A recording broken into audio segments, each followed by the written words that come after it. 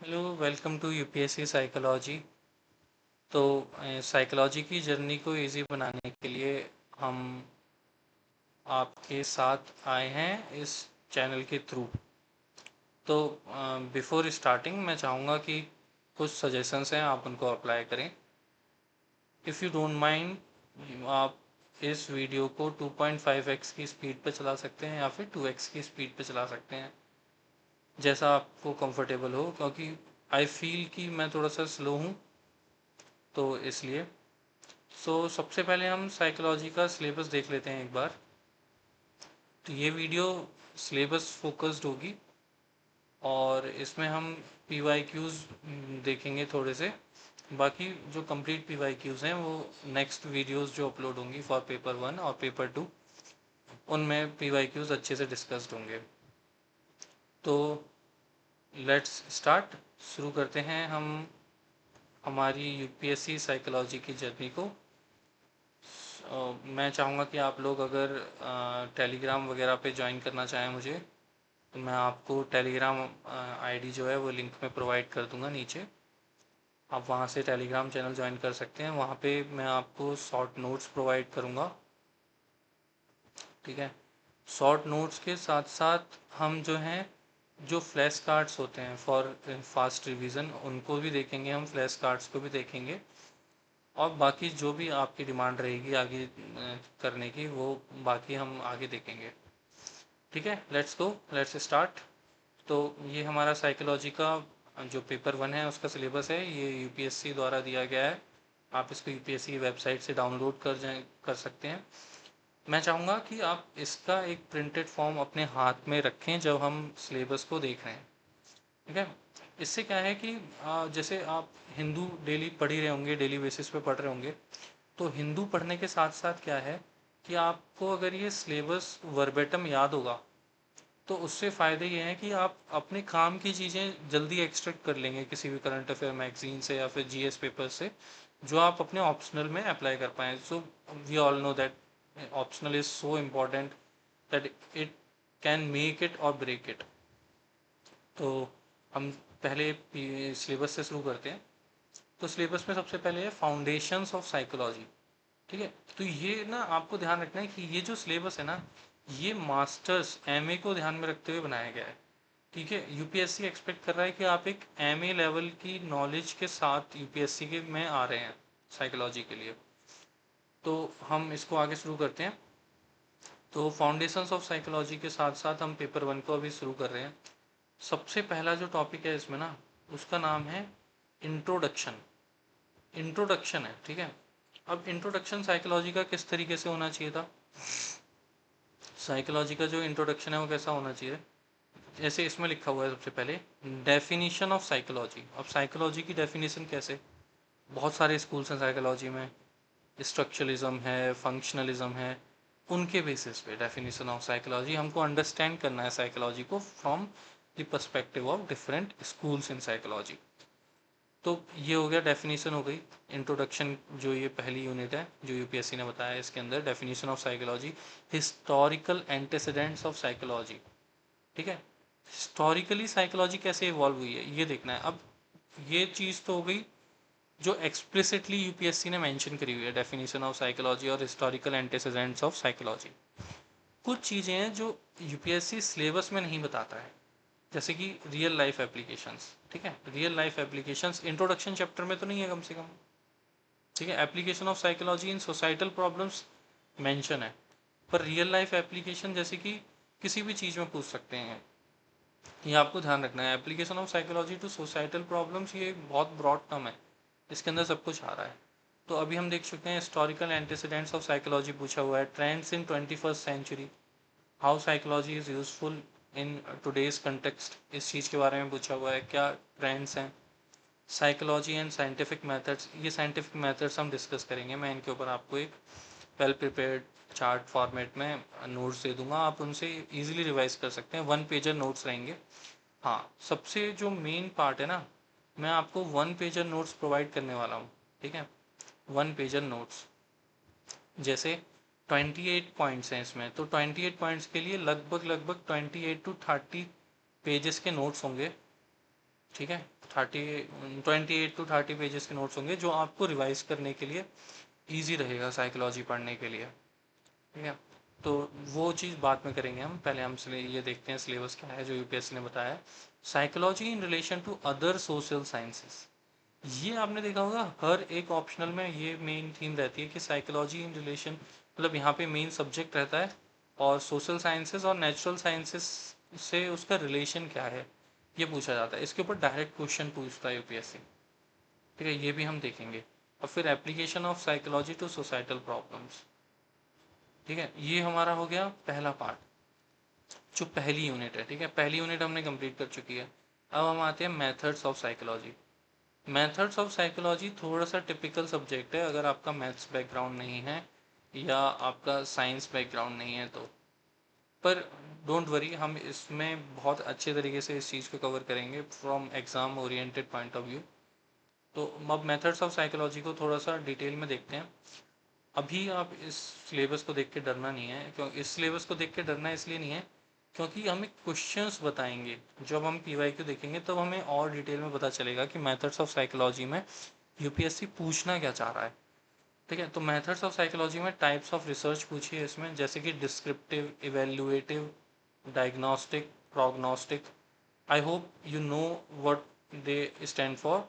जैसे डिस्क्रिप्टिव हम जानते हैं सब्जेक्टिव होता है, इवेल्युएटिव एनालिटिक बेस होता है, एनालिसिस बेस होता है, डायग्नोस्टिक हम किसी चीज़ का डायग्नोस कर रहे होते हैं, प्रोग्नोस्टिक आफ्टर द प्रोसेस है।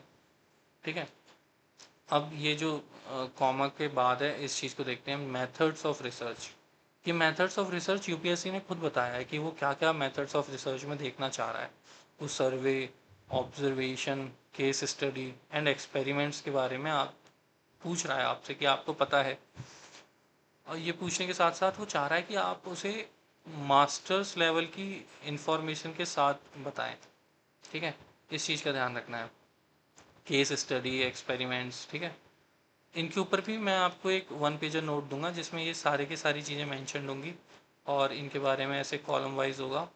So that would be helpful for your UPSC preparation, I hope. अब देखते हैं कैरेक्टरिस्टिक्स ऑफ एक्सपेरिमेंटल डिज़ाइन। अब एक्सपेरिमेंटल डिज़ाइन की कैरेक्टरिस्टिक्स हैं, नॉन एक्सपेरिमेंटल डिज़ाइन की भी कैरेक्टरिस्टिक्स हैं। ये चीज़ भी हम देखेंगे कि एक्सपेरिमेंटल डिज़ाइन और नॉन एक्सपेरिमेंटल डिज़ाइन होता क्या है, क्वाजी एक्सपेरिमेंटल डिज़ाइन क्या होता है। क्वाजी एक्सपेरिमेंटल डिज़ाइन क्या होते हैं कि इनमें वेरीफाई करना मुश्किल होता है, जो रिजल्ट्स होते हैं उनको डायरेक्टली वेरीफाई करना मुश्किल होता है, इसलिए इनका नाम है क्वाजी एक्सपेरिमेंटल डिज़ाइन। देखा है नाम नहीं, क्वासी फेडरल अपने कॉन्स्टिट्यूशन में देखा हुआ है हमने। लक्ष्मीकांत अगर पढ़ी होगी तो आपने, आई होप कि आपको पता होगा क्वाजी एक्सपेरिमेंटल डिज़ाइन क्या होता है, फोकस्ड ग्रुप डिस्कशंस क्या होते हैं। अब देखना, ये जो है ना फोकस ग्रुप डिस्कशन, इसमें मैं चाहूँगा कि आप ना साइकोलॉजी में एक अप्रोच रखें, ब्रेक डाउन अप्रोच। ठीक है, ब्रेक डाउन अप्रोच। ये ब्रेक डाउन अप्रोच क्या है कि ये जो वर्ड्स हैं, वर्ड्स पढ़ के आपको समझ में आना चाहिए कि ये पूछ क्या रहा है, फोकस्ड ग्रुप डिस्कशन क्या होता है। अब ये ब्रेन स्टॉर्मिंग अगर आप यहाँ साइकोलॉजी में पढ़ते हैं तो ये चीज़ आपको हेल्प करेगी, मतलब आपकी लाइफ जर्नी में हेल्प करने वाली है ब्रेन स्टॉर्मिंग वाली चीज़। ठीक है, ग्राउंडेड थ्योरी अप्रोच क्या है, सब देखेंगे हम जब सिलेबस को हम अंदर जाएंगे, डिस्कस करेंगे चीज़ों को, तब हम ये सब चीज़ देखेंगे। अभी फ़िलहाल हम सिलेबस डिस्कस कर रहे हैं सिर्फ। ठीक है, अब रिसर्च मेथड्स देखो एक बार। रिसर्च मेथड्स में क्या है, major steps in psychological research. Steps पूछ रहा है वो, ठीक है, ये ध्यान रखना है, major steps in psychological research. Problem statement, hypothesis formulation, research design, sampling, tools of data collection, analysis and interpretation and report writing versus applied research. Fundamental research क्या होती है, अप्लाइड रिसर्च क्या होती है, ये सब डिस्कस करेंगे हम। ठीक है, फंडामेंटल रिसर्च और अप्लाइड रिसर्च के बारे में ना, वैसे तो नाम से क्लियर है कि फंडामेंटल रिसर्च क्या है, अप्लाइड रिसर्च क्या है।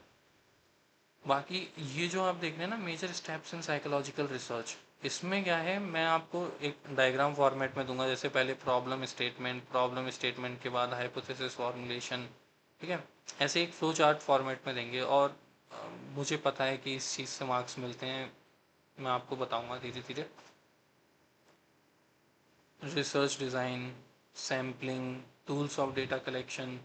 अब ये टूल्स ऑफ डेटा कलेक्शन आप देख रहे हैं, ये यही है, ये केस स्टडी, एक्सपेरिमेंट्स, ठीक है, एक्सपेरिमेंटल, नॉन एक्सपेरिमेंटल डिज़ाइन, सर्वे, ऑब्जर्वेशन, क्वासी एक्सपेरिमेंटल डिज़ाइन, यही है टूल्स ऑफ डेटा कलेक्शन। ठीक है, इतनी ज़्यादा मेहनत नहीं करनी है हमें, जो यूपीएससी ने साइकोलॉजी का सिलेबस दे रखा है हम उसी को परम्यूटेशन और कॉम्बिनेशन लगा के हम उससे अपना जो कंप्लीट चीज़ है वो निकालने की कोशिश करेंगे, with minimum content maximum output देने की कोशिश करेंगे हम।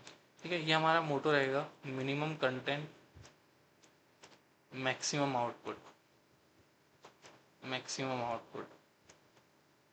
ठीक है, analysis and interpretation and report writing, इस चीज़ को भी हम देखेंगे। एनालिसिस क्या होती है, इंटरप्रिटेशन क्या होती है, सेल्फ रिपोर्ट इन्वेंट्री क्या होती है, रिपोर्ट राइटिंग क्या होती है, सब कुछ देखने वाले हैं हम।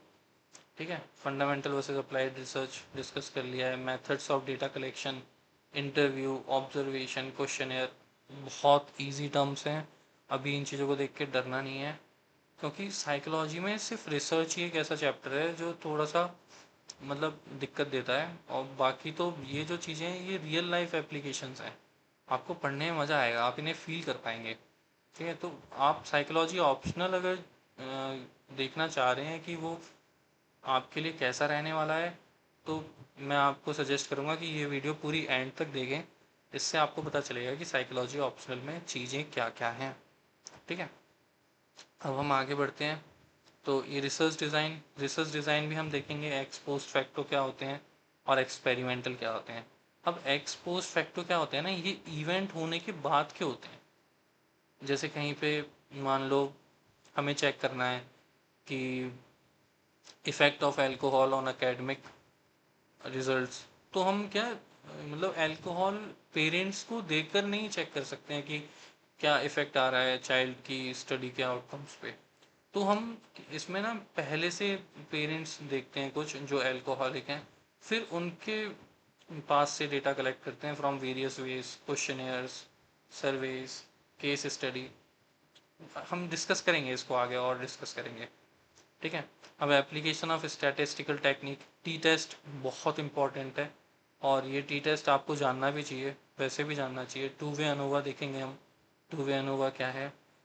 ठीक है, कोरिलेशन देखेंगे, रिग्रेशन देखेंगे, फैक्टर एनालिसिस देखेंगे, आइटम रिस्पॉन्स थ्योरी देखेंगे, सब कुछ देखने वाले हैं हम डिटेल में। ठीक है, आप इस वीडियो में आगे बस चलते रहना, बढ़ते रहना आगे आगे, अभी रुकना नहीं है। बस ये रिसर्च एक चैप्टर ऐसा है जो थोड़ी सी दिक्कत देता है, बाकी तो मेरे को लगता नहीं है कि आपको कोई चीज़ कठिन लगने वाली है इतनी। जैसे ये डेवलपमेंट ऑफ ह्यूमन बिहेवियर है। ठीक है, डेवलपमेंट ऑफ ह्यूमन बिहेवियर आप नॉर्मली भी जानते हैं, बस इसमें साइकोलॉजी ऑप्शनल में क्या है कि आपको साइकोलॉजिस्ट को कोट करना है। जैसे साइकोलॉजिस्ट के नाम बताएंगे हम, थ्योरी बताएंगे हम आपको, जो आपके लिए बहुत हेल्पफुल रहेगा, आप उससे बहुत इजीली सब्जेक्ट को कवर कर पाएंगे। जैसे डेवलपमेंट ऑफ ह्यूमन बिहेवियर है, ग्रोथ एंड डेवलपमेंट की डेफिनेशन देखेंगे हम, डिफरेंस देखेंगे, ग्रोथ और डेवलपमेंट में डिफरेंस क्या होता है, प्रिंसिपल्स ऑफ डेवलपमेंट देखने वाले हैं हम इसमें, जो साइकोलॉजिस्ट के द्वारा दिए गए हैं। ठीक है, एरिक्सन के द्वारा दिए गए हैं, सिगमंड फ्रॉइड के द्वारा दिए गए हैं। Role of genetic and environmental factors, ये हर एक यूनिट में है, ये हर एक यूनिट में रोल ऑफ जेनेटिक और environmental factor, nature versus nurture debate.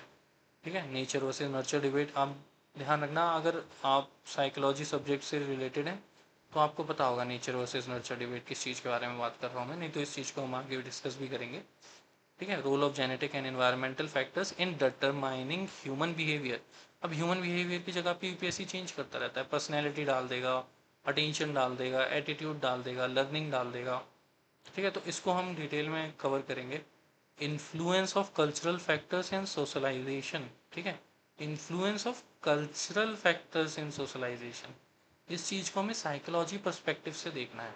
ये बहुत इंपॉर्टेंट है कि साइकोलॉजी पर्सपेक्टिव होना चाहिए, और यहाँ पे भी हम साइकोलॉजिस्ट को कोट करेंगे, हम थ्योरीज देखेंगे। ठीक है, आगे बढ़ते हैं, लाइफ स्पैन डेवलपमेंट कैरेक्टरिस्टिक्स, तो ये लाइफ स्पैन थ्योरी है। ठीक है, लाइफ स्पैन थ्योरी को भी हम देखेंगे। अब जब लाइफ स्पैन थ्योरी हम देख लेंगे तो वहाँ पे हम साइकोलॉजिस्ट को कोट करके डायरेक्ट लिख सकते हैं ना, what are the life span development characteristics, simple है। डेवलपमेंट टास्क कौन कौन से होते हैं, डेवलपमेंट टास्क जैसे कि जेस्टॉल्ट ने दिए हुए हैं डेवलपमेंट टास्क, ठीक है, सिगमंड फ्रॉइड ने दिए हुए हैं डेवलपमेंट टास्क। ठीक है, सब्लिमेशन एक कॉन्सेप्ट है जो सिगमंड फ्रॉइड ने दिया है। ठीक है, तो सब कुछ हम डिस्कस करेंगे। साइकोलॉजी बहुत हेल्पफुल रहेगा आपके लिए, आपके मेंटल हेल्थ के लिए भी। और अगर आप इसको एज ए ऑप्शनल सब्जेक्ट लेना चाहते हैं तो मेरा ये सजेशन रहेगा आपको कि अगर आपने सोच लिया है कि आप साइकोलॉजी के संग जाना चाह रहे हैं तो रिसर्च जैसा चैप्टर छोड़ के मैं आपको गारंटी दे सकता हूँ कि साइकोलॉजी आपकी बहुत हेल्प करने वाला है लाइफ में और एज एन ऑप्शनल सब्जेक्ट और यूपीएससी क्लियर करने में। ठीक है, प्रिंसिपल्स ऑफ डेवलपमेंट देख चुके हैं हम, कल्चरल फैक्टर्स इन सोशलाइजेशन देख चुके हैं, लाइफ स्पैन डेवलपमेंट कैरेक्टरिस्टिक्स देख चुके हैं, डेवलपमेंट टास्क देख चुके हैं, promoting psychological wellbeing across major stages of life span. अब देखना ये चीज़ आपको रियल लाइफ में भी बहुत हेल्पफुल रहेगी। Promoting psychological wellbeing across major stages of life span बहुत हेल्प करेगी आपको। सब्जेक्ट तो ठीक है पर मेजर रोल जो साइकोलॉजी का है वो रियल लाइफ में है। अब ये देखिए, हम 5th यूनिट पे आ चुके हैं, सेंसेशन, अटेंशन, परसेप्शन। इन चैप्टर्स को हम साथ में इसलिए पढ़ते हैं क्योंकि आपने, अगर आप साइकोलॉजी बैकग्राउंड है आपका, तो आपने एक मॉडल देखा होगा, STM, LTM, सेंसरी बफर होता है इससे पहले, है ना। ये एक स्ट्रक्चर देखा होगा। तो ये सेंसरी बफर सेंसेशंस से बनता है। STM short term memory, long term memory, यहाँ से रिहर्सल करके हम पहुँचते हैं यहाँ तक। ठीक है, यहाँ से रिवीजन करके पहुँचते हैं। तो ये सब हम डिस्कस करने वाले हैं। बाकी परसेप्शन इन सब का सम टोटल है और डिफरेंट थ्योरीज भी हैं साइकोलॉजी में परसेप्शन को लेके जो साइकोलॉजिस्ट ने दी हैं। देखते हैं सेंसेशन में यूपीएससी पूछ क्या क्या रहा है, सिलेबस के अंदर क्या क्या पूछना चाह रहा है वो। सेंसेशन के अंदर वो पूछ रहा है कॉन्सेप्ट ऑफ थ्रेशोल्ड, कब इंफॉर्मेशन एंट्री ले रही है, कब इंफॉर्मेशन निकल जा रही है, वो थ्रेशोल्ड क्या है। ठीक है, एब्सोल्यूट एंड डिफरेंस थ्रेशोल्ड, कब हम चीज़ों में डिफरेंस करना शुरू करते हैं, कितना डिफरेंस होना चाहिए, कितनी बारीकी से हम चीज़ों में डिफरेंस कर सकते हैं। कोई चीज़ 0.1 की है, 0.2 डेसिबल की है, तो हम कैसे डिफरेंस कर रहे हैं उसमें कि ये दो अलग अलग लोगों की आवाज़ है। ठीक है, तो ये सब कुछ डिस्कस करने वाले हैं हम, डिफरेंस थ्रेशोल्ड को भी, एब्सोल्यूट थ्रेशोल्ड को भी। सिग्नल डिटेक्शन बहुत इंपॉर्टेंट है। सिग्नल डिटेक्शन ये भी एक पार्ट है सेंसेशन अटेंशन परसेप्शन का। कैसे सिग्नल डिटेंशन हम तब कर पाएंगे जब हमारा एब्सोल्यूट थ्रेशोल्ड और डिफरेंस थ्रेशोल्ड वाला कॉन्सेप्ट क्लियर होगा। ठीक है, विजिलेंस भी इन्हीं चीज़ों से रिलेटेड है। Factors influencing attention including set, set मतलब यहाँ पे हमारा मतलब है सेट से मेंटल सेट। मेंटल सेट जो होता है ना, मेंटल सेट हम जो सोच रहे होते हैं वो हमारी अटेंशन के ऊपर ज़्यादा इफेक्ट डालता है। जैसे आज आप नोटिस करना, अगर आप किसी ऑरेंज कलर की कार के बारे में सोच रहे हैं तो आपको वो दिख जाएगी, एक दो कार दिख जाएंगी क्योंकि आपकी अटेंशन उस तरफ डायरेक्टेड हो जाएगी। ठीक है, एंड कैरेक्टरिस्टिक्स ऑफ स्टिमुलस। अब स्टिमुलस कैसा होना चाहिए कि वो हमारी अटेंशन ले रहा है। स्टिमुलस मैं बताता हूँ आपको स्टिमुलस का मतलब क्या होता है। स्टिमुलस का मतलब होता है कोई भी ऑब्जेक्ट या फिर कोई भी आउटर चीज, आउटर इन्वायरमेंट में जो चीज है। ठीक है, अब स्टिमुलस कैरेक्टरिस्टिक्स में मतलब वो स्टिमुलस कैसा है। अगर वो स्टिमुलस ही अट्रैक्टिव है तो अटेंशन अपनी तरफ अपने आप उसकी तरफ जाएगी। ठीक है, जैसे definition and concept of perception, बहुत ही सिंपल चीज़ है, आप सिलेबस की लाइन देख के ही पता लगा सकते हैं कि यहाँ पे डेफिनेशन और कॉन्सेप्ट ऑफ परसेप्शन तो पूछने ही वाला है। Biological factors of in perception ये भी हम देखेंगे। परसेप्चुअल ऑर्गेनाइजेशन देखेंगे हम, influence of past experiences, perceptual defence factors influencing space and depth perception. ठीक है, स्पेस एंड डेप्थ परसेप्शन ये बहुत इंपॉर्टेंट है। स्पेस एंड डेप्थ परसेप्शन ये पूरी की पूरी हमारी जो परसेप्चुअल प्रोसेस है उसको डिफाइन करता है, हम इसको भी देखेंगे। Size estimation, perceptual readiness. ठीक है, परसेप्चुअल रेडिनेस एक तरीके से परसेप्चुअल थ्रेशोल्ड की तरह है। ठीक है, परसेप्चुअल थ्रेशोल्ड की तरह है, पर आपको ध्यान रखना है ये थ्रेशोल्ड वर्ड मेंशन नहीं है। मैं थ्रेशोल्ड इसलिए कह रहा हूँ जिससे आपको समझने में इजी हो, पर ये परसेप्चुअल रेडिनेस यूज़ करते हैं हम। ठीक है, परसेप्चुअल थ्रेशोल्ड की जगह पे क्योंकि परसेप्चुअल रेडिनेस की आप किस तरीके से तैयार हैं चीज़ों को परसेप्शन लेने के लिए। प्लास्टिसिटी ऑफ परसेप्शन मतलब इलास्टिसिटी, प्लास्टिसिटी ऑफ परसेप्शन लगभग लगभग सिमिलर टर्म्स हैं, पर कि इसका रियल मीनिंग क्या है वो हम बाकी तब देखेंगे जब हम डिस्कस करेंगे। एक्स्ट्रा सेंसरी परसेप्शन, मतलब आपने पढ़ी होगी, पैरानॉर्मल साइकोलॉजी भी पढ़ी होगी, एक्स्ट्रा सेंसरी परसेप्शन भी कुछ ऐसा ही है। कल्चर एंड परसेप्शन, कल्चर का क्या इफेक्ट है परसेप्शन का, परसेप्शन का क्या इफेक्ट है कल्चर पे, ये देखेंगे। सब्लिमल परसेप्शन क्या होता है, सब्लिमल परसेप्शन क्या होता है, अनकॉन्शियस परसेप्शन, अनकॉन्शियस परसेप्शन होता है। आपने देखे होंगे एड्स वगैरह, मैं यहाँ पे अभी किसी का नाम नहीं लूँगा, पर जो कुछ एड्स हैं, आप, मैं आपको थ्योरी दूंगा, आप वहाँ से खुद देख लेना, क्योंकि फॉर सम ऑट रीजंस हम किसी का नाम नहीं ले सकते हैं यहाँ पे। ठीक है, अब हम देखते हैं लर्निंग। लर्निंग में क्या है, ये 6th यूनिट है, concept and theories of learning, behaviourist, gestaltist, information processing models. ये वही इंफॉर्मेशन प्रोसेसिंग मॉडल है जो हमने डिस्कस किया था, sensory buffer, STM, LTM. The process of extinction, extinction जो प्रोसेस होती है ना, इसका मतलब होता है कि चीज कम हो रही है या खत्म हो जा रही है।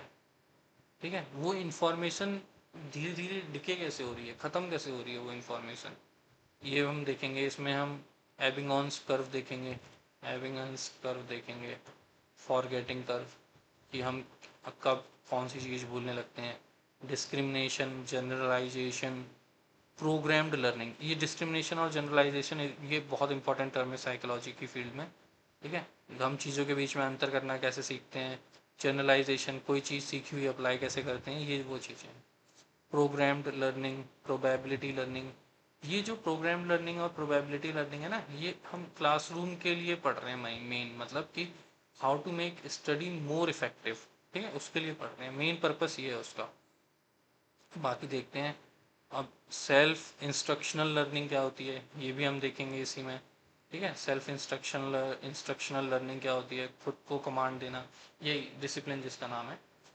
कॉन्सेप्ट्स, ठीक है, कॉन्सेप्ट्स का क्या मतलब है, टाइप्स, शेड्यूल्स ऑफ रीइंफोर्समेंट, बहुत इंपॉर्टेंट है। Timing of reinforcement, timing of reinforcement कैसे अफेक्ट करती है हमारी लर्निंग प्रोसेस को, वो देखेंगे हम यहाँ पे।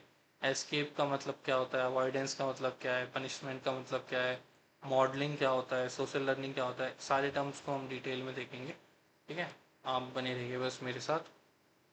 बाकी जो ये मेमोरी चैप्टर है, काफ़ी अच्छा सा चैप्टर है साइकोलॉजी की फील्ड में, और ये मतलब मैं यही चाहूँगा कि ये जो नॉलेज है साइकोलॉजी की, ये आपको रियल लाइफ में भी बहुत हेल्प करे। ठीक है, तो ये जो मेमोरी है ना, हम इसमें मेमोरी एनहेंसिंग टेक्निक्स देखेंगे। यूपीएससी लगातार इसके ऊपर क्वेश्चंस पूछता है। मेमोरी मतलब एनकोडिंग, कि हम कैसे मेमोरी के लिए एनकोडिंग कैसे करते हैं, उसे रिमेंबर कैसे करते हैं, सब कुछ देखेंगे हम। शॉर्ट टर्म मेमोरी क्या है, लॉन्ग टर्म मेमोरी क्या है, सेंसरी मेमोरी क्या है, सेंसेस के द्वारा जो होती है। आइकॉनिक मेमोरी क्या है, जो हमारी आइज़ लेती हैं, आइकॉनिक मेमोरी। इकोइक मेमोरी, जो हमारे ईयर्स लेते हैं, echoic memory. Multi store model क्या है, हम देखेंगे इसमें मल्टी स्टोर मॉडल क्या है। हमारे ब्रेन के मल्टीपल स्टोर्स में डिवाइड किया हुआ है ब्रेन को मल्टी स्टोर मॉडल ने। लेवल्स ऑफ प्रोसेसिंग देखेंगे हम। ऑर्गेनाइजेशन देखेंगे कि और कैसे ऑर्गेनाइज करते हैं। निमोनिक टेक्निक्स देखेंगे, इसमें हम चंकिंग भी देखेंगे। ठीक है, चंकिंग भी देखेंगे to improve memory. Theories of forgetting देखेंगे हम, डिके थ्योरी देखेंगे, इंटरफेरेंस थ्योरी देखेंगे। इंटरफेरेंस थ्योरी कहती है कि इंटरफेयर हुआ है मेमोरी में, इसलिए हम फॉरगेट कर रहे हैं चीज़ों को। रिट्रीवल फेलियर देखेंगे। ठीक है, मेटा मेमोरी देखेंगे, memory of memory, Meta memory. Amnesia देखेंगे, डिसऑर्डर्स हैं। ठीक है, मतलब डिसऑर्डर्स टाइप हैं amnesia, anterograde amnesia, retrograde amnesia, types हैं एमनीशिया के। Thinking and problem solving chapter पे आते हैं हम। ठीक है, इसमें क्या है कि थिंकिंग और प्रॉब्लम सॉल्विंग पे ही पूरा चैप्टर डिपेंड है। अब देख रहे हैं साइकोलॉजी में ये जो और चैप्टर्स आ रहे हैं रिसर्च को छोड़ के, ये कितने, मतलब हम डेली अपनी बातों में यूज़ करते हैं इन टर्म्स को। ठीक है, thinking and problem solving. Piaget's theory of cognitive development देखेंगे हम इसमें। कॉन्सेप्ट फॉर्मेशन प्रोसेस देखने वाले हैं हम। ठीक है, कॉन्सेप्ट फॉर्मेशन कैसे होता है, कॉन्सेप्ट फॉर्मेशन की डेफिनेशन क्या है, क्वेश्चंस भी देखेंगे इसके ऊपर। सबसे इंपॉर्टेंट है, हम पीवाईक्यूज डिस्कस करेंगे सिलेबस वाले चार्ट के बाद में। ठीक है, इंफॉर्मेशन प्रोसेसिंग देखेंगे, देख रहे हो इंफॉर्मेशन प्रोसेसिंग 2-3 चैप्टर्स में लगातार रिपीट हुआ है। रीजनिंग देखेंगे, problem solving, facilitating and hindering factors in problem solving. ठीक है, मेथड्स ऑफ प्रॉब्लम सॉल्विंग देखेंगे हम। क्रिएटिव थिंकिंग देखने वाले हैं, fostering creativity, factors influencing decision making and judgement, recent trends भी देखेंगे हम क्या हैं इसमें। ठीक है, अब आगे बढ़ते हैं हम। मोटिवेशन एंड इमोशन चैप्टर, हम ये 9 चैप्टर है। ठीक है, मोटिवेशन एंड इमोशन मेरे ख्याल से ये आपको बहुत हेल्प करेगा आपके डेली इश्यूज को सॉल्व करने के लिए, क्योंकि हम जानते हैं यूपीएससी जो एक जर्नी है ये कुछ लोगों के लिए बहुत लॉन्ग टर्म जर्नी बन जाती है और कई बार रिजल्ट्स देती है नहीं देती है। तो इसमें मोटिवेशन बनाए रखना बहुत इंपॉर्टेंट है। ठीक है, मोटिवेशन बनाए रखना बहुत इंपॉर्टेंट है। अगर इमोशनली इंटेलिजेंट तरीके से हम मोटिवेशन को यूज़ करेंगे तो इफ़ेक्टिवली इसे यूज़ कर पाएंगे हम। ठीक है, तो आगे बढ़ते हैं मोटिवेशन एंड इमोशन चैप्टर पे, psychological and physiological basis of motivation and emotion. ठीक है, अब मैं आपको एक चीज़ बताऊँ, साइकोलॉजिकल तो ठीक है माइंड से रिलेटेड है, फिजियोलॉजिकल बॉडी से रिलेटेड है। साइकोलॉजिकल और फिजियोलॉजिकल फैक्टर्स, मतलब फिजियोलॉजी में भी अगर कोई दिक्कत है ना तो भी वो मोटिवेशन और इमोशन को इफेक्ट करता है। साइकोलॉजिकल तो हमें पता है, ठीक है, साइकोलॉजिकली करता ही करता है, ये भी हम डिस्कस करेंगे अच्छे से। मेजरमेंट ऑफ मोटिवेशन कैसे होता है, मेजरमेंट ऑफ इमोशन कैसे होता है, क्या तरीके हैं हमारे पास, effects of motivation and emotion on behaviour, ये बहुत इंपॉर्टेंट है। ठीक है, ये इंपॉर्टेंट इसलिए है क्योंकि ये चीज़ें रियल लाइफ में यूज़ होती हैं, गवर्नमेंट इन चीज़ों को रियल लाइफ एप्लीकेशन की तरह भी यूज़ करती है।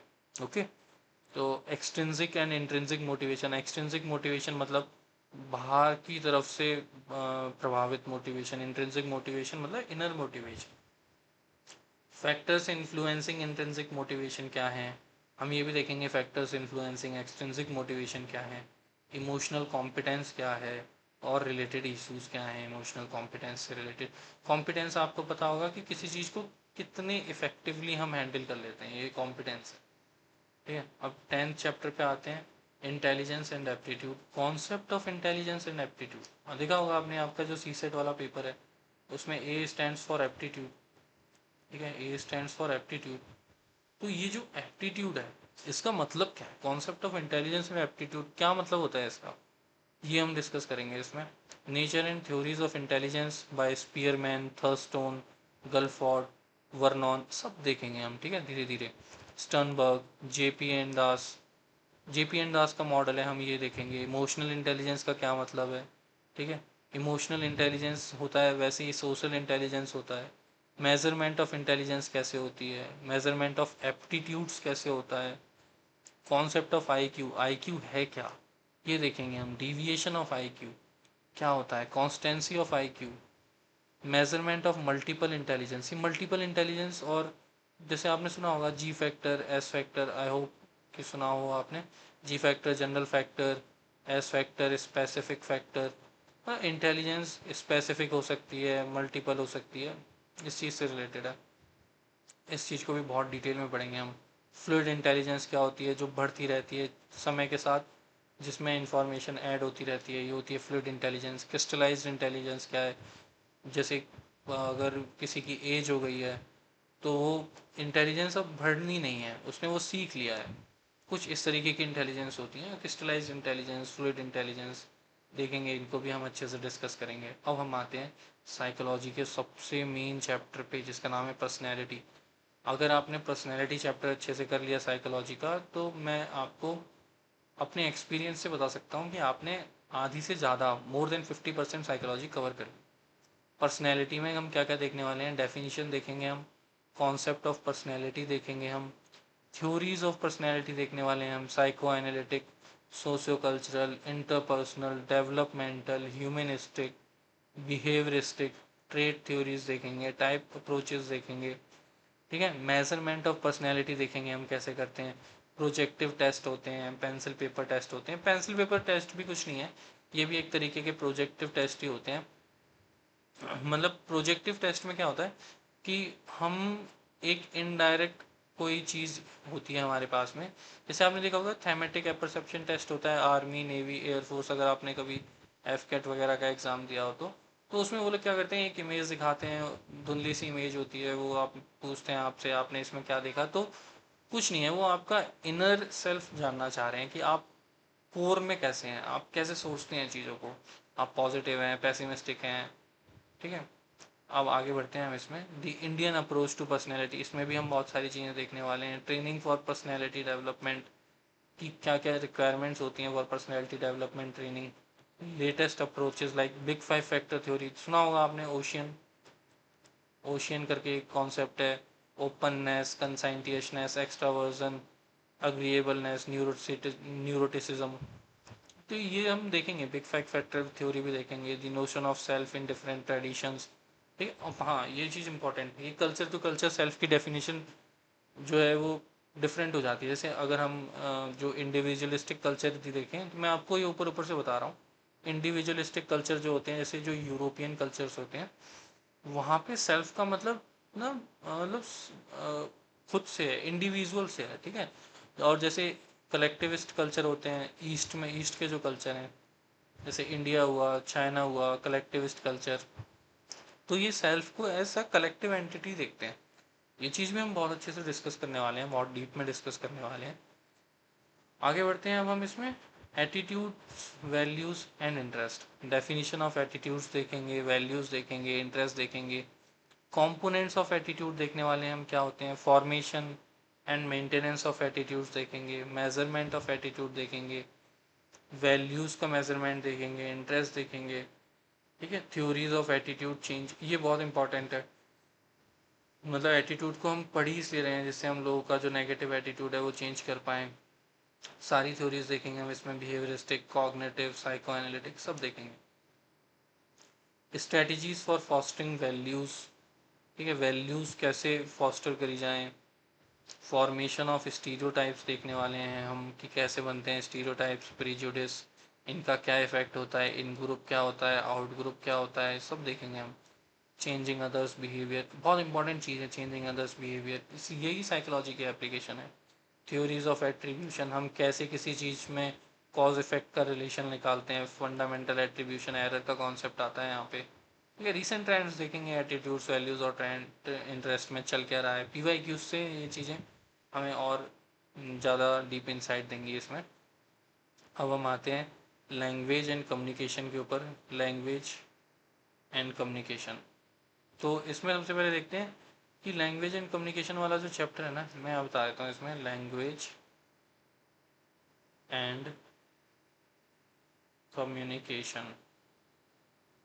इसमें क्या है, ह्यूमन लैंग्वेज, लैंग्वेज के बारे में ना दो अप्रोच है लैंग्वेज की, कि लैंग्वेज इन्नेट होती है, ठीक है, और लैंग्वेज इन्वायरमेंटल इम्पैक्ट से बनती है। ये दो स्कूल्स हैं लैंग्वेज के, तो इन दोनों को डिस्कस करेंगे हम। ठीक है, इन दोनों को डिस्कस करेंगे। अब ह्यूमन लैंग्वेज की प्रॉपर्टीज़ क्या हैं, स्ट्रक्चर क्या है, लिंग्विस्टिक हायरार्की क्या है, कैसे सीखते हैं हम, फिनोनिम, ये सब देखने वाले हैं हम धीरे धीरे।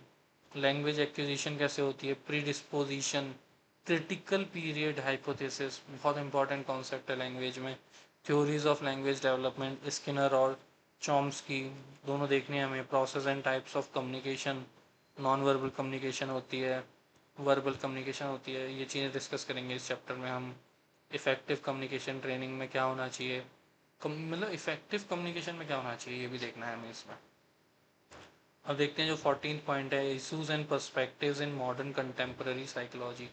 ये ना मेनली मतलब आप इस वाली यूनिट को सिर्फ इस वाली यूनिट तक रेस्ट्रिक्ट करके मत देखना। ये जो यूनिट है ना, वो 1 to 13 जो यूनिट्स हैं उनमें भी जाती है। ठीक है, आर्टिफिशियल इंटेलिजेंस का पूछ लेंगे कि क्या इम्पैक्ट है पर्सनैलिटी पे, आप समझ रहे हैं। मैं आपको बाकी जब डिटेल में बताऊंगा तब इस चीज़ के ऊपर ज़्यादा डिस्कस करेंगे हम। तो 14th यूनिट देखते हैं अभी, issues and perspectives in modern contemporary psychology. तो इसमें computer application in the psychological laboratory, psychological testing में कंप्यूटर एप्लीकेशन क्या है, आर्टिफिशियल इंटेलिजेंस कैसे इम्पैक्ट करता है, साइको साइबरनेटिक्स क्या है। साइको साइबरनेटिक्स इतनी प्यारी बुक है, मैं आपको सजेस्ट करूँगा कि मैक्स की किताब है साइको साइबरनेटिक्स। इसमें ना साइको साइबरनेटिक्स में उन्होंने बताया है कि आप अपने ब्रेन को एज अ मशीन कैसे यूज़ कर सकते हैं आपके फेवरेबल यूज, फेवरेबल, आप के फेवर में, हाँ ठीक है, आपके फेवर में कैसे यूज़ कर सकते हैं आप साइकोलॉजी को। ये चीज़ ना बहुत इंपॉर्टेंट है। मैं चाहूँगा कि आप साइको साइबरनेटिक्स की बुक एक बार मंगा लें, तो ये आपको ज़्यादा हेल्प करेगी। नहीं तो आप मेरा टेलीग्राम चैनल ज्वाइन कर लेना, मैं वहाँ पे अपलोड कर दूंगा साइको साइबरनेटिक्स। और बहुत सारी बुक्स हैं डीके की, वो भी अपलोड कर दूंगा मैं। ठीक है, study of consciousness, sleep wake schedules क्या हैं ये, इसमें हम REM स्लीप पढ़ेंगे। ठीक है, सब कुछ देखेंगे हम। ड्रीम्स क्या हैं, स्टिमुलस डेप्राइवेशन क्या होता है, डेप्रीवेशन, मेडिटेशन क्या है, हिप्नोटिक ड्रग इंड्यूस्ड स्टेट्स कौन सी होती हैं, एक्स्ट्रा सेंसरी परसेप्शन देखेंगे। ये एक्स्ट्रा सेंसरी परसेप्शन देख रहे हैं, परसेप्शन चैप्टर में भी था ये। Inter sensory perception stimulation studies क्या हैं, सब देखेंगे हम, धीरे धीरे डिस्कस करेंगे।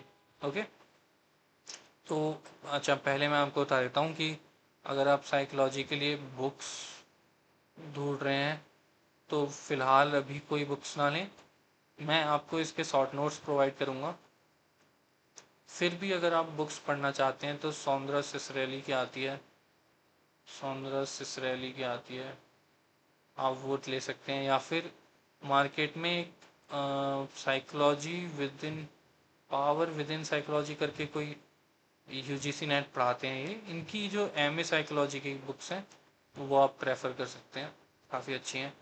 या फिर सौंदर्य के सिसरेली की देख सकते हैं, बाकी हम और डिस्कस करेंगे।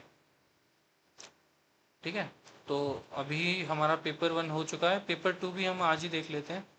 वैसे मैंने सोचा था कि अलग वीडियो अपलोड करूँगा मैं इसके लिए। पेपर 2 देख लेते हैं। पेपर 2 में क्या है, पेपर 2 में ना एप्लीकेशंस वाला पार्ट है मेनली। जो भी हमने देखा है उसका एप्लीकेशंस वाला पार्ट है मेनली। तो पेपर 2 इसलिए इम्पोर्टेंट हो जाता है कि अब साइकोलॉजी पढ़ तो ली, अप्लाई कैसे करें। तो ये जो पेपर है ना, ये थोड़ा सा इजी है, पर इसमें ना आप बहुत ज़्यादा जनरल नहीं हो सकते हैं। जो हमने पेपर 1 में पढ़ा हुआ है ना, वहाँ पे जो जो साइकोलॉजिस्ट के नाम पढ़े हैं हमने, उन साइकोलॉजिस्ट के नाम को ना यहाँ पे मेंशन करना है, कोट करना है। ठीक है, तब उनकी थ्योरीज को आगे लिखना है। मैं बताऊंगा आपको, स्ट्रक्चर्स भी दूंगा मैं आपको। तो जैसे इसमें पहली यूनिट जो है ना पेपर 2 में, पेपर 2 देख रहे हैं हम। ठीक है, पेपर 2 देख रहे हैं हम। पहली यूनिट क्या है, psychological measurement of individual differences. अब ये इंडिविजुअल डिफरेंसेस कहाँ से आ गए भाई, इंडिविजुअल डिफरेंसेस हमने सेल्फ पढ़ा है। लगभग लगभग हर साइकोलॉजिस्ट ने सेल्फ की डेफिनेशन दी है, ये हम देखेंगे। The nature of individual differences देखेंगे, कैरेक्टरिस्टिक्स देखेंगे, construction of standardise psychological test देखना है हमें, टाइप्स ऑफ साइकोलॉजिकल टेस्ट देखेंगे हम, प्रोजेक्टिव टेस्ट जैसे मैंने आपको बताया था ऐसा वाला, use misuse and limitation of psychological test. ठीक है, इसमें हम एथिकल चीज़ें देखने वाले हैं, मेनली एथिकल चीज़ें, मेन एथिकल चीज़ें होंगी, बाकी और भी चीज़ें होंगी। जैसे देखो यहाँ पे लिखा है ethical issues in the use of psychological test. ठीक है, अब ये जो चैप्टर 2 है, ठीक है, psychological wellbeing and mental disorders. ये मेंटल डिसऑर्डर्स के ऊपर मैं आपको एक 1 पेजर नोट दूंगा जिसमें सारे मेंटल डिसऑर्डर्स होंगे, उनके क्या इफ़ेक्ट होते हैं, क्या उनके लिए मेडिसिन होती है, क्या थेरेपी है, सब कुछ उस पेज में मेंशन होगा। आप बने रहिए बस मेरे साथ। ठीक है, हम जो यूपी हैं UPSC साइकोलॉजी आपकी हेल्प करने के लिए आए हैं। तो देखते हैं psychological wellbeing and mental disorders का मतलब क्या है। कॉन्सेप्ट ऑफ हेल्थ और इल हेल्थ, ये हम देखेंगे। इसमें WHO ने डेफिनेशन दी हुई है हेल्थ की, वो देखनी है हमें इसमें। ठीक है, तो उसमें दोनों चीज़ें हैं, मेंटल हेल्थ और फिजिकल हेल्थ, दोनों चीज़ों का कॉम्बिनेशन है health. Positive health, wellbeing, casual casual factors in mental disorders, कौन सी वो चीज़ें हैं जो मेंटल डिसऑर्डर्स के लिए रिस्पॉन्सिबल हैं। एंजाइटी डिसऑर्डर्स देखेंगे, mood disorders, schizophrenia, delusional disorders, personality disorders, substance abuse disorders, factors influencing positive health, wellbeing, life style and quality of life, happiness disposition क्या होती है, सब देखने वाले हैं हम, बस आप बने रहो साथ में। थेराप्यूटिक अप्रोचेस देखेंगे, साइकोडायनेमिक थेरेपीज, बिहेवियर थेरेपीज, यही जो मैं आपको बता रहा था ना, मैं आपको 1 पेजर नोट दूंगा, थेरेपीज भी होंगी उसमें, यही सारी थेरेपीज हैं वो। Client centre therapy, cognitive therapies, indigenous therapies, yoga, meditation, biofeedback therapy, prevention and rehabilitation of mentally ill, fostering mental health, ये सब कुछ देखने वाले हैं हम। Work psychology and organisational behaviour, ये बहुत इंपॉर्टेंट चैप्टर है, work psychology and organisational behaviour. मतलब आपको नाम से ही समझ में आ रहा होगा कि साइकोलॉजी का पर्पस क्या है। मतलब अगर आप साइकोलॉजी को पार्ट फ्रॉम यूपीएससी आप कहीं और इसके यूजेस देख रहे हैं तो आप एनजीओज में जा सकते हैं साइकोलॉजी के। ईएमआरएस, ठीक है, एकलव्य स्कूल्स जो चला रही है गवर्नमेंट ट्राइबल्स के लिए, वहाँ पे काउंसलर्स की पोस्ट आती है। गाइडेंस एंड काउंसलिंग का डिप्लोमा होना चाहिए आपके पास एमए साइकोलॉजी से, तो आपको वहाँ पे बहुत हेल्प मिलेगी। आगे बढ़ते हैं, फिलहाल हम सिलेबस में work psychology and organisational behaviour, personnel selection and training, इसमें साइकोलॉजी कैसे हेल्प कर सकती है ये देखना है हमें, ठीक है। Use of psychological test in the industry, और जैसे हमने आर्मी में देखा था thematic perception test, air force navy में, वैसे ही use of psychological test in the industry, training and human resource development, theories of work innovation, work motivation, Herzberg की थ्योरी देखेंगे, मैस्लो की नीड हायरार्की की थ्योरी बहुत पॉपुलर है, आपने देखी होगी, लव। और उसके बाद जो स्टेजेस हैं, जो नीचे की स्टेजेस हैं, फिजिकल, ठीक है, सेफ, ऐसे यहाँ पे सेफ्टी है शायद, safety and security, love and belongingness, self esteem, फिर सेल्फ एक्चुअलाइजेशन, ऐसे करके हैं देखेंगे हम। ये भी देखेंगे, एडम इक्विटी थ्योरी देखनी है हमें, पॉटर की थ्योरी देखेंगे हम, लॉलर, व्रूम, व्रूम की पता होगा आपको, वीआई थ्योरी है, इसको भी डिस्कस करेंगे हम। Leadership and participatory management, advertising and marketing में जो सब्लिमल परसेप्शन वाला कॉन्सेप्ट यहाँ पे आएगा, सब्लिमल परसेप्शन देखेंगे हम। पेपर वन से ही चीज़ें उठाएंगे हम इसमें, पेपर टू में, ठीक है। Stress and its management, ergonomics, consumer psychology, managerial effectiveness, transformational leadership, sensitivity, training, power and politics in organisation, चीज़ें डिस्कस करनी है हमें बहुत डीप में। फिलहाल हम आगे बढ़ते हैं। आगे बढ़ने के लिए application of psychology in educational field, यहाँ पे पियाजे का बहुत कंट्रीब्यूशन है, ठीक है। Application of psychology in educational field में, psychological principles underlying effective teaching learning process, देख लो आप, psychological principles, paper one. Learning styles, gifted, retarded learning, disabled, their training, तो गिफ्टेड चिल्ड्रन देखेंगे हम, रिटार्डेड चिल्ड्रन देखेंगे, लर्निंग डिसेबल्ड चिल्ड्रन देखेंगे, उनकी ट्रेनिंग कैसे करनी है वो देखेंगे। Training for improving memory, memory chapter का यूज़ आएगा इसमें पेपर वन का। And better academic achievement, personality development, value addition, हर चीज़ की डेफिनेशन देखेंगे हम उसकी, और उसके ऊपर PYQs देखेंगे कि यूपीएससी पूछ क्या रहा है उसमें से, हमें ये पता होना चाहिए ना पहले। तो ये काफ़ी हेल्पफुल रहेगा हमारे लिए, बस आप बने रहिए साथ में। यूपी भी याद रखना, यूपीएससी साइकोलॉजी, यूपीएससी साइकोलॉजी, आप टेलीग्राम चैनल ज्वाइन कर लेना मेरा, मैं वहाँ पे आपको और हेल्प करूँगा। अब कोई भी प्रॉब्लम हो आपकी, पर्सनल, प्रोफेशनल, एकेडमिक, मतलब मेरा कंटेंट आपको हर जगह पे हेल्प करने वाला है, मैं इस चीज़ की आपको गारंटी दे सकता हूँ। आगे बढ़ते हैं, educational vocational guidance and career counselling, ठीक है। Use of psychological test in educational institutions, effective strategies in guidance programmes, देखने वाले हैं हम ये चीज़ें भी आगे, ओके। तो आगे बढ़ते हैं, कम्युनिटी साइकोलॉजी देखते हैं हम। कम्युनिटी साइकोलॉजी जो है ना, ये मेनली कल्चर बेस्ड है कि कल्चर का क्या इफेक्ट है। Definition and concept of community psychology देखेंगे हम। Use of small groups in social action, ठीक है, इसमें हम ग्रुप बिहेवियर देखेंगे, इन ग्रुप आउट ग्रुप सब कुछ देखने वाले हैं हम, ठीक है। Arousing community consciousness, action for handling social problems, ये देखेंगे हम। Group decision making, leadership for social change, leadership भी इसी चैप्टर में डिस्कस करेंगे हम काफ़ी। Effective strategies for social change, important चीज़ें हैं ये, हम डिस्कस डीप में डिस्कस करेंगे इनको। रिहेबिलिटेशन साइकोलॉजी बहुत इंपॉर्टेंट पार्ट है ये, अगर आप एमफिल करना चाहते हैं तो, साइकोलॉजिस्ट बनना चाहते हैं तो। बाकी अब पहले सिलेबस देखते हैं हम। Primary, secondary, tertiary prevention programmes, role of psychologist, organising of services for rehabilitation of physically, mentally, socially challenged persons including old persons, rehabilitation of person suffering from substance abuse, ठीक है, जुवेनाइल डेलिक्वेंसी क्या होती है, criminal behaviour क्या है, rehabilitation of victims of violence, यहाँ पे हम डोमेस्टिक इश्यूज को भी कंसिडर करेंगे, ठीक है, और जो रिलीजियस इश्यूज होते हैं सब कुछ देखने वाले हैं हम, बाकी डिटेल में देखेंगे।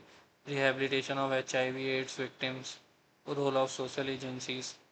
बाकी हम 8th यूनिट पे आते हैं। 8th यूनिट में क्या है, applications of psychology to disadvantaged groups. ये इतनी इंपॉर्टेंट चीज़ है ना, application of psychology to disadvantaged groups, मतलब मेरे ख्याल से ये साइकोलॉजी का बेस्ट पार्ट है, ठीक है। कॉन्सेप्ट ऑफ डिसएडवांटेज क्या है, डेप्राइवेशन क्या है, deprivation social, physical, cultural, economic consequences of disadvantage and deprived groups, educating and motivating the disadvantaged towards development, relative और prolonged deprivation। ये सारी चीज़ें देखने वाले हैं हम, इसमें PTSD भी डिस्कस करेंगे हम, ठीक है। आगे बढ़ते हैं। Psychological problems of social integration, मतलब सोशल इंटीग्रेशन में क्या क्या दिक्कतें आ रही हैं, ठीक है, ये देखना है हमें मेन चीज़।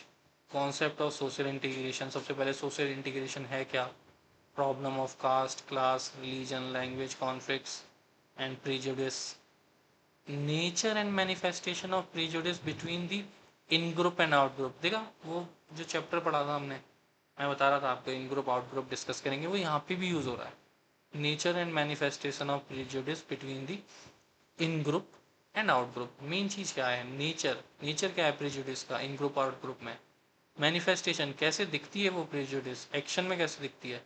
एक चीज याद रखना, prejudice in action is discrimination.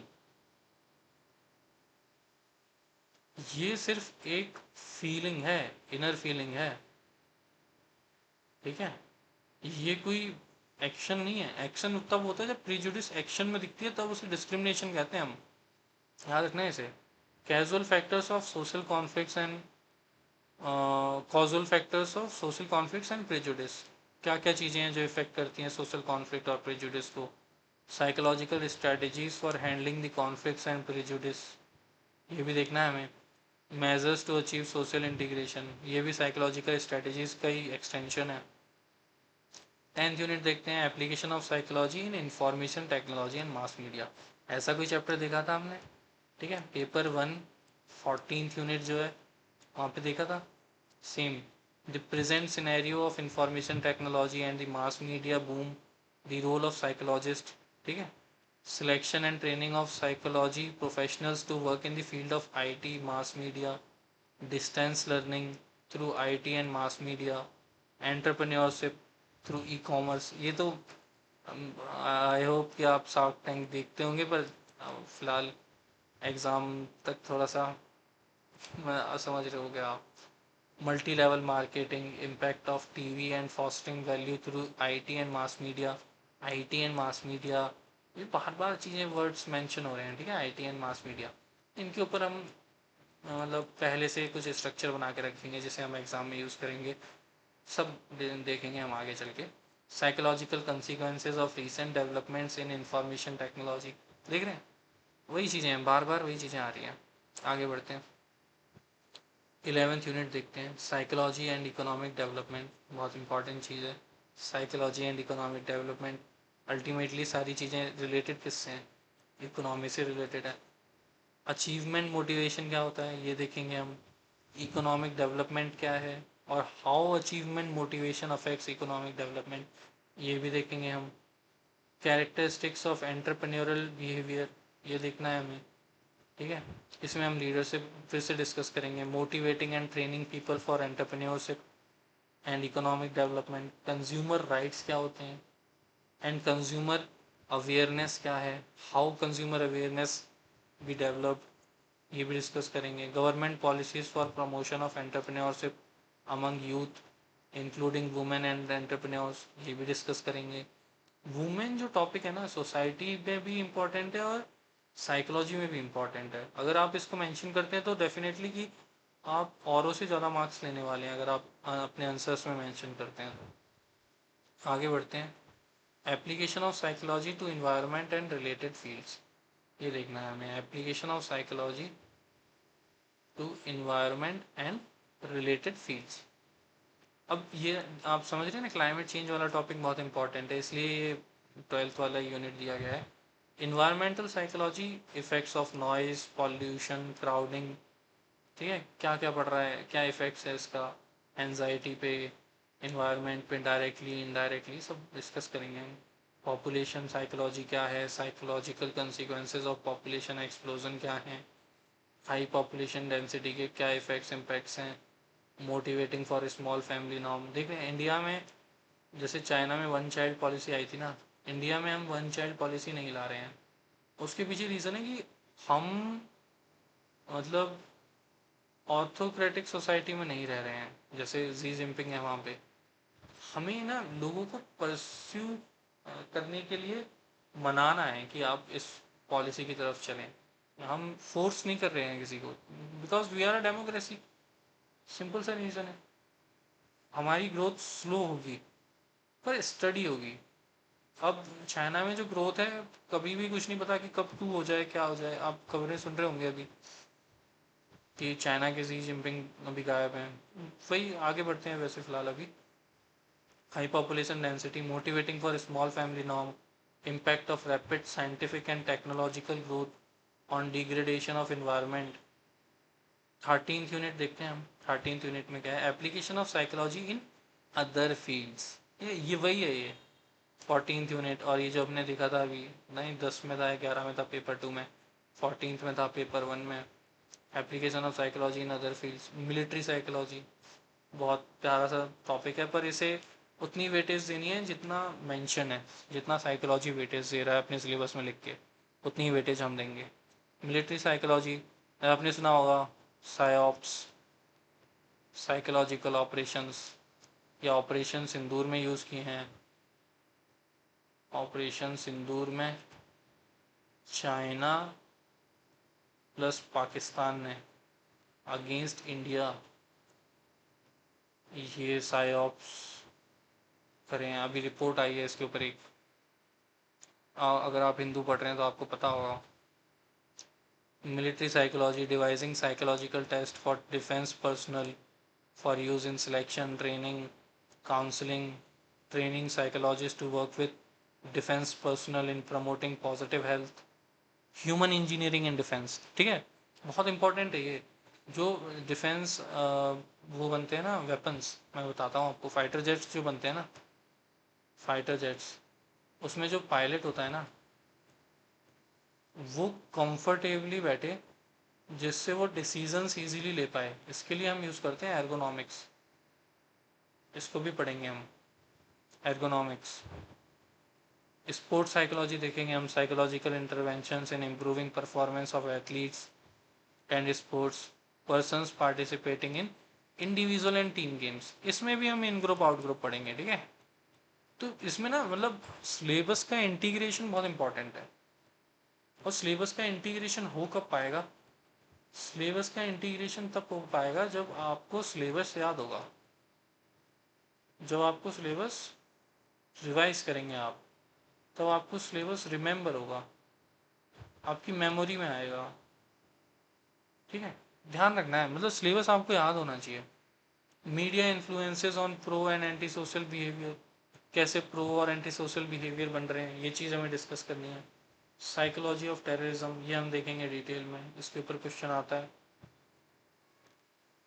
अब ये हमारी लास्ट यूनिट है पेपर 2 की, इसके बाद हम अपनी क्लास को वाइंड अप करेंगे। तो साइकोलॉजी ऑफ जेंडर, मैंने आपको बताया था ना, वुमेन वाला टॉपिक बहुत इंपॉर्टेंट है हमारे लिए, ठीक है। इशूज ऑफ डिस्क्रिमिनेशन, डिस्क्रिमिनेशन क्या है? Prejudice in action, prejudice in action is discrimination. Management of diversity, glass ceiling effect, glass ceiling effect एक वर्चुअल बैरियर है, ठीक है, virtual barrier imposed by patriarchic society, imposed by patriarchic society on women, इसको हम discuss करेंगे, इसके ऊपर theories देखेंगे हम। बाकी सेल्फ फुलफिलिंग प्रोफेसी क्या है, जैसा हम सोचते हैं वैसा हो जाता है, सुना होगा आपने। नहीं, ये वही है सेल्फ फुलफिलिंग प्रोफेसी। आप अपने आप को जैसे देखते हैं आप वैसे ही बनने लग जाते हैं धीरे धीरे। Women and Indian society. तो अभी हमारा जो है ना, ये ख़त्म तो हो गया है फिलहाल, सिलेबस वाला पार्ट ख़त्म हो गया है। मैं आपको दिखा देता हूँ, एक ग्लिम्स दे देता हूँ मैं आपको कि हम PYQ में कैसे डिस्कस करने वाले हैं। PYQ में हम डिस्कस करेंगे कुछ इस तरीके से, ठीक है। जैसे ये इंट्रोडक्शन वाली यूनिट है पेपर 1 की, इसके अंदर क्या क्या है सब डिस्कस करेंगे हम। कब आया है क्वेश्चन, आपको दिख रहा होगा यहाँ पे कब आया है क्वेश्चन। ये इंट्रोडक्शन ये है, पेपर 1 चल रहा है यहाँ पे। पेपर 1 2024 में आया है, देखेंगे हम इन चीज़ों को। पर उससे पहले मेरी आपसे एक रिक्वेस्ट है कि चैनल को सब्सक्राइब करें, लाइक करें अगर पसंद आया हो तो। बाकी हम PYQs पढ़ेंगे नेक्स्ट वीडियोस में। पेपर 1 और पेपर 2 की अलग अलग वीडियोस लेके आऊँगा मैं आपके लिए शॉर्ट नोट्स लेके आऊँगा। आप अगर बोलेंगे तो ये शॉर्ट नोट्स टेलीग्राम चैनल पे अपलोड कर देंगे, व्हाट्सअप चैनल पे भी अपलोड कर देंगे। आप टेलीग्राम चैनल और व्हाट्सअप चैनल ज्वाइन कर लीजिए। बाकी थैंक यू। मेरा नाम पंकज शर्मा है, पंकज शर्मा सर नाम से आप मुझे सर्च कर सकते हैं। मैं आपका UPSC साइकोलॉजी में टीचर हूँ, जिसका शॉर्ट फॉर्म है UP। So thank you so much for attending class. So I hope you enjoyed the whole class. बाकी हम मिलेंगे बाद में।